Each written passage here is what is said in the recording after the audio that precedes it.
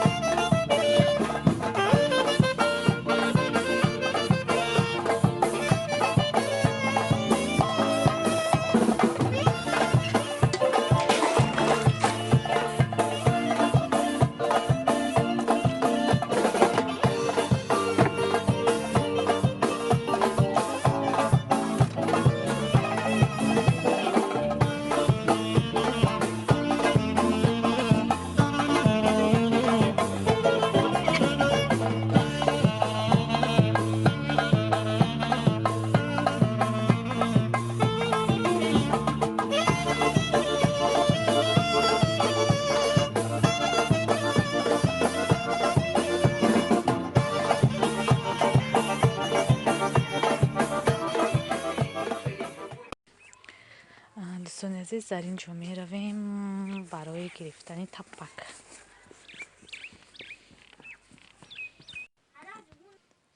اکنون دوستان عزیز من از اینجا تپک باید گیرم. نبینین در ته ندارم، میگرم از این بالا گیرم.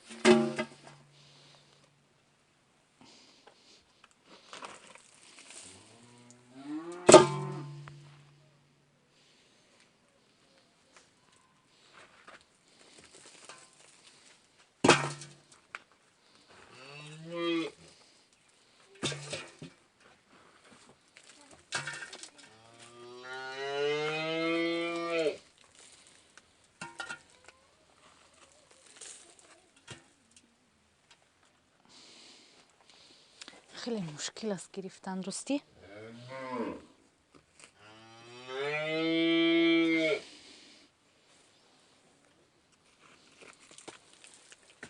خب گرفتم، به فکرم کفایه است. اینا اینجا را دوستان عزیز ریمان کرده استدیم به خاطر خانه 6 تنک. استاش پدرم است البته. انشالله با روزای نزدیک شاید تمام کنیم. پاد پتلاکش رو علاقه گرفتن. با میبینیم.